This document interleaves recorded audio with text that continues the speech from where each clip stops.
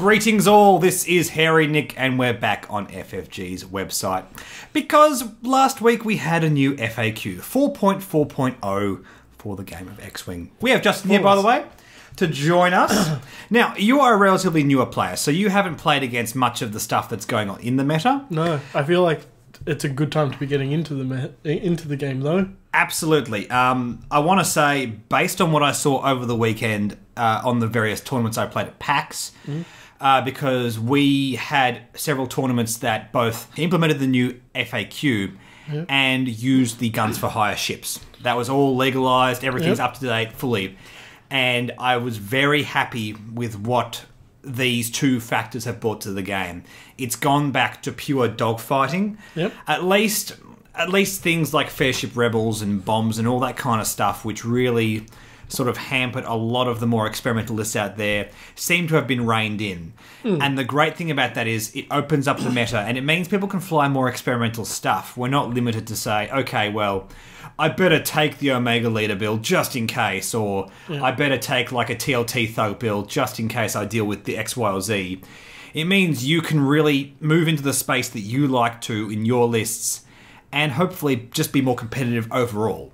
Nice. That's what I'm thinking. That's what I'm feeling at this point. I might be wrong. There still might be a lot of stuff which is a bit unplayable. But at the time being, early signs are good. I played with the new Star Vipers, the new Vaxi, and I had a great time with both of those. So, in these videos here, we're going to talk a bit more in detail about some of the factors from this new FAQ, which is making a big change on the meta. Today we're going to talk about the cards Genius and Advanced Slam, and we're just going to scroll down here in this article. First of all, Advanced Slam. It used to not have the last clause on the end of this card which says on your action bar. After performing a slam action, if you do not overlap an obstacle or another ship, you may perform a free action. Now it's added on your action bar on the end of that. Meaning on the ship, on the K-Wing, which is the only ship that can take it so far, you are limited to then take a focus or target lock if you take Advanced Slam. On the Assault Gunboat, when that comes out, you can focus, target lock, or reload. And that's very significant. There's nothing in the rules so far that says you can't reload and slam. A weapons disable token or two weapons disable token will both rinse off at the end of the turn. That does not matter. There is no downside for reloading off the back of an Advanced Slam, and that could be very significant. So what was the free action that they were taking with the K-Wings beforehand? Okay, basically because it says on your action bar now, it means you could take any action on any of your upgrade cards as well if you wanted, which was predominantly bombs. You drop a bomb as an action. Yeah, you understand now, don't you? It also meant things like any crew with action, like, say, Jyn Erso. You can't net a whole heap of focus tokens. What else? Seismic torpedoes. A torpedo card that lets you destroy asteroids and potentially give damage to ships around it. But let's be honest, the reason Advanced Slam now has this clause in it is because of the bombs. And this in particular hurts the lower PS K-Wing pilots, the Warden Squadron pilots, because they rely heavily on this, getting that low priority activation, flying first, using Advanced Slam to drop a bomb like a cluster mine or a coronet, is a big deal. And essentially, the consensus we're seeing amongst most players, at least for me, and this is how I feel as well actually, is this hurts those pilots more. Things like Miranda, there are absolutely ways to get around this. Those options are more expensive. They may affect the way you fly more, but it absolutely does not nerf Miranda into oblivion. For example, we can still take Experimental Interface. Costs one more point, then you need to take a stress token in order to get your extra action. That's not the end of the world, though. There's a decent amount of green on the K-Wing dial to get around the fact that you're taking stress. And it's just not that bad. And also, there's the factor of you can take this and still use bombs that don't require actions on the K-Wing. And I think that's going to be a very popular option now. Miranda Doney with Sabine Wren, Bomblet Generator, and Advanced Slam is still going to be very potent. You're still going to want to be able to take those focus tokens, and you'll still get use out of them regardless. Sure, you can't use it to drop coordinates, but yeah, at the end of the day, that's not too bad. And let's actually talk about the other card we're going to talk about today, which is Genius. Now, Genius used to read, quite simply, if you would drop a bomb before you move, as part of your activation phase, you drop it after instead. Now, it's very wordy and very complex, which annoys me. But anyway, I'll read the card first. After you reveal it and execute a maneuver, if you do not overlap a ship, you may discard one of your equipped bomb upgrade cards without the action header to drop the corresponding bomb token. That is too complex. That is not sticky. The idea of it drops after instead of before is so simple. And what really bothers me about this is the level of complexity they put into it. Yeah. I've said it before, I've said it again. It doesn't matter for X-Wing players like me. I understand that. I understand the implications of what it used to be and what it is now and how they've limited it. But it is not simple anymore. I'm looking at that card and I'm reading it and I've gone... You're shaking your head, you're double taking, you're reading it again, and that is just a bad thing for new players. Now, granted, the copies of Genius that are already in rotation do not have this written on it, and they simply need to know the clauses. Basically, it means if you're using Bomblet Generator, you must discard it, you must fully execute your maneuver and not overlap anything, and that's it. Oh, and it can't be for action bombs as well, but that was the same as the old one anyway. Okay. Yeah, as I said, like they've had to really reword it in a very complicated way to get it to work the way they want it, and that's disappointing. But let's not focus on the complexity of the card and look at it, how it functions. So basically the implication is it functions the same way it always did, but it has some caveats. You can't bump, and you can't use it on the Bomblet Generator over and over again. Which is a bit of a shame because it was really the first time we had any use for Genius. Yeah. But at the same time, ultimately, what's important is getting the game balanced. And making cards relevant, it comes second to all of that. So I completely accept where this is coming from.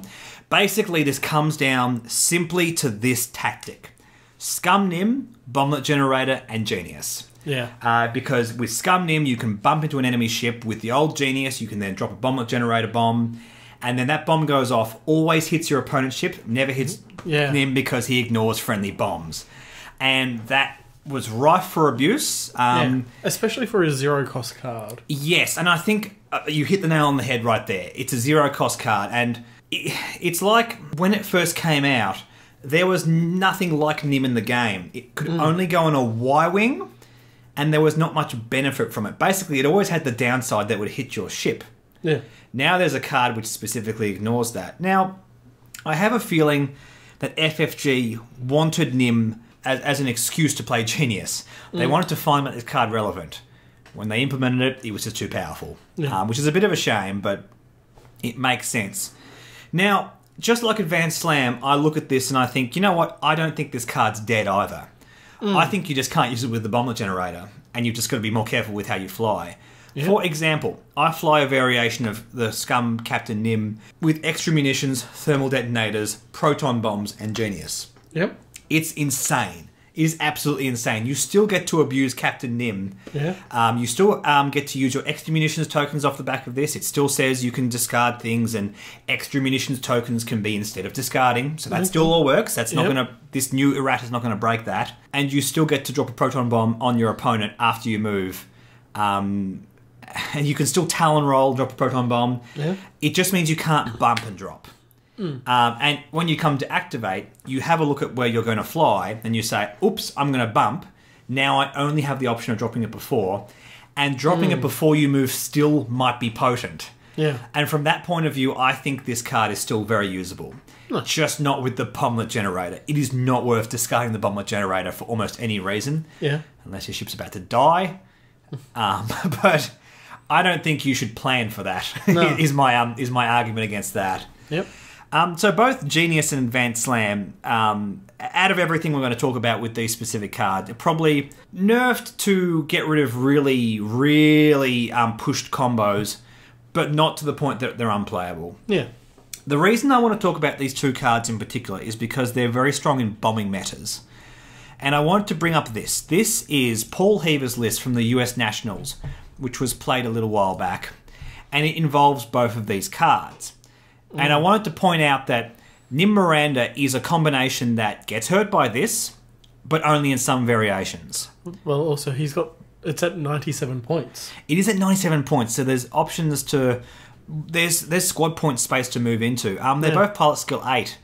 No, sorry, Captain Nim's pilot skill 10, I should say, but Miranda's pilot skill 8. Look, the initiative bid isn't that important at 8 and 10. Nim being a pilot skill 10 means he'll probably always fly last anyway, even without an initiative bid. But the point I want to make here is, when it comes down to it, you don't need to use Genius in this list.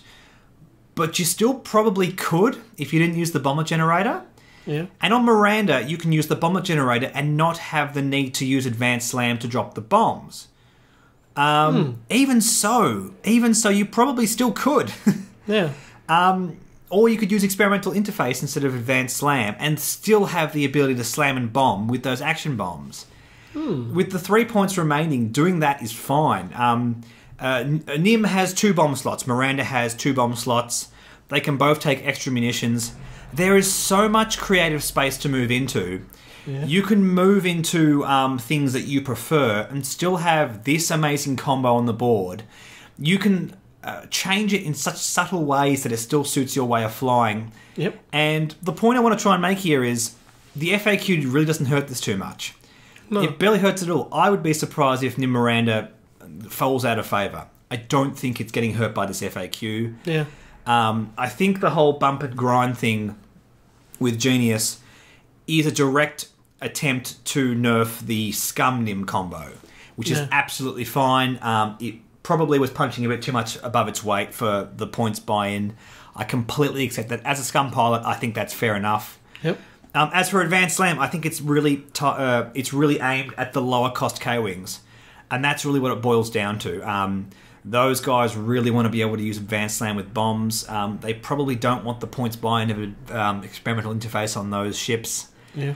And that's really what it boils down to. And Justin, just having a look at this, you're just sort of like sitting there nodding your head, agreeing with me. I understand where you're coming from with all of this, and it makes sense. And it just boils down to the fact that this combination that Paul Heaver flew is great. Yeah. And the combinations you have that get around it are also great. I do not see a significant drop in power level across these variations. No. So when we're talking about these FAQs, I think it boils down to the fact that they wanted those really, really annoying combos out of the game. Yeah. And people, look, if people are concerned about the K-Wing, I encourage them to try Miranda Donny with different combinations. I think you'll be pleasantly surprised. Yeah. And Rebel Nim is absolutely fine. I will say, I was actually curious about Paul's list. I wouldn't at first pick Genius as what to use on Rebel Nim. It's really for the Scum Nim combo, especially with Bomber Generator. There are just so many options with unique salvaged astromechs to do on Nim. Admittedly, Genius costs 0 points, so if you don't have the points to invest... The crazy thing is, Genius might still be okay on Rebel Nim. Yeah. If you use proton bombs and extra munitions. I mean, this is what I'm saying. The options are there. So they're just breaking the top tier echelon of the most broken version of it. Yeah. Whilst leaving the rest. And that's what it boils down to. And that's really what I wanted to have a chat about today with Advanced Slam and Genius. And in the comment section, if you guys have any other ideas about what to do with these lists, if you guys are concerned about the Genius or Advanced Slam nerfs, concerned about certain combos that it breaks, let me know. I want to keep chatting about this kind of stuff because they're really cool. And but we'll try and explain that hopefully your list should still be relatively fine. Maybe just change a couple of things. I can't see a lot of things that are going to get hurt too much by these particular nerfs. Anyway, guys, thanks for watching. Like, subscribe, like our Facebook, and we'll catch you later. Bye.